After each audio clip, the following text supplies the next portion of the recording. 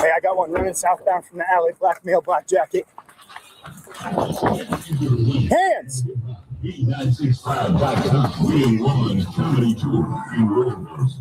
Going southbound towards Chestnut. On your money, Liberty Federal Credit Union's free vertical checking account. Hey, show me your hands. With an increased interest rate of 3.5%. Hey, don't reach for nothing. Increased rate. He's saying he's got a gun. Show me your hands. Today's video takes us to Louisville, Kentucky. In most breakdowns, we usually define what is lawful and what is not. But we're here to dig a little deeper than that, to invoke thought and to create a conversation. I'm Sean Tyree. Welcome to Fast Life.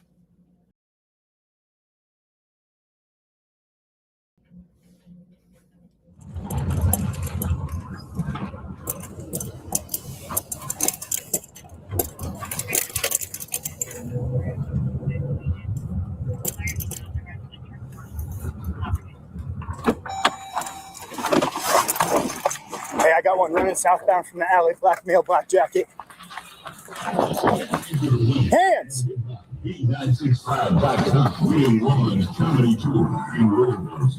Going southbound towards Chestnut. On your money, Liberty Federal Credit Union's free vertical checking account. Hey, show me your hands. With an increased interest rate of 3.5%. Hey, don't reach for nothing. Increased rate. He's saying he's got a gun. Show me your hands. Do not reach for anything. Put your hands up. Put your hands up. Hey, get a less lethal. I can see the gun on him. He's refusing to cooperate. Put your hands up. So a quick pause in the video, and I have to say this. Midwest and Southern states often get a bad rap in the amount of training they get, and West Coast states usually get the praise about the amount of training that's given or provided. But the amount of voice and situational awareness and tactics that this officer displayed, if he's not on the SWAT or anything like that or prior military, you can tell the way that he had commanded the scene, how he pied the corner as he was looking for concealment, and he had cover right as he made contact with the suspect there. And he started giving commands immediately and getting on the radio saying what he needed, right?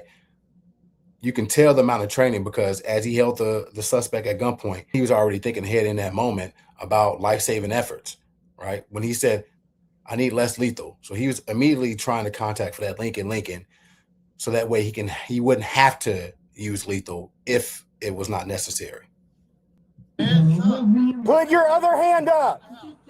Put your other hand up.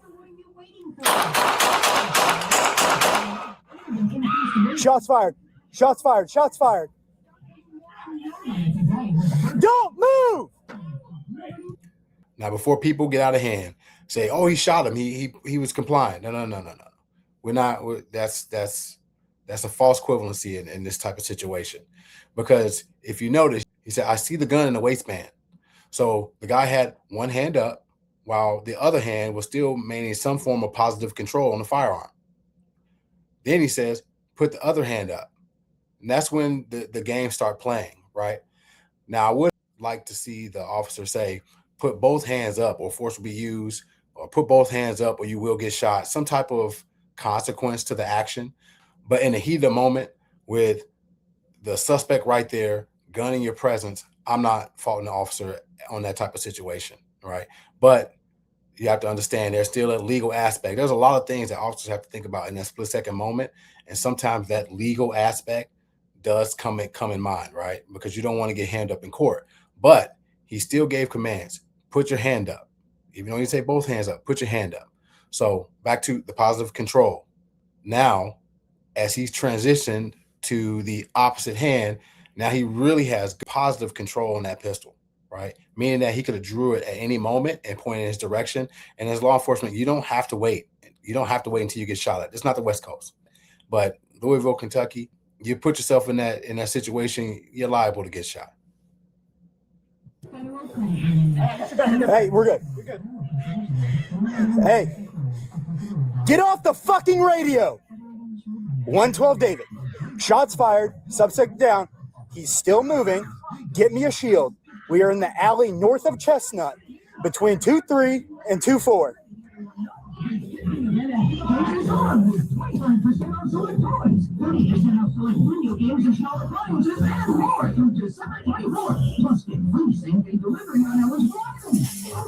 Hey, don't rush it.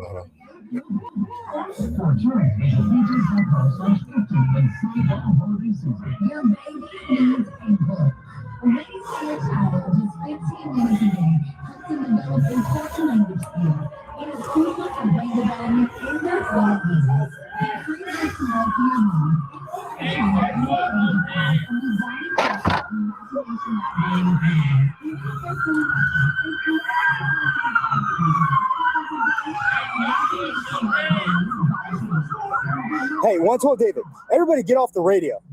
All right, we've got the suspect down. He's at gunpoint. I am behind cover. Get me a shield so we can approach him. Okay? Don't reach for your gun, Asa. Don't reach for your gun, Asa. Two-Baker, he does have a gun on him. Asa, raise your hands.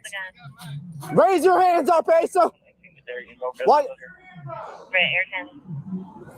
And get a left people, I can see the gun on him. I'm grabbing the beanbag. Now I'm stopping the video again. All right. So as the secondary officer, as you can see that, and it shows clearly here, Officer W. Now something like this, you're the backup, you're the cover, trying to do a good deed. Granted. But this is where you want the one person that's the contact giving verbal commands. You don't need multiple people yelling at the same time. But if you're coming in secondary officer and you have the primary guy giving commands, you don't want to interfere with that. All right. So that way there's not multiple people yelling at once and that's causing confusion into the situation. And when he said he needs less lethal, you as the second person, you stay there. You're the second gun. All right. I understand you're trying to do something good. You're trying to rush, trying to get there. But this is where Officer 3, Officer 4, that's when they come into play. 1 and 2, your guns are downrange, right? You're staying on that suspect. Allow the other officers to come in to be that less lethal in this type of situation. Given the heat of the moment, unless you're running up already with the less lethal on your back, if you have a strap on it. But if that's not the case, you need to be that other person that's downrange. In case of your partner, who's a primary person, has a malfunction, then you need to be that secondary person in order to put rounds downrange. Hey, I got less lethal.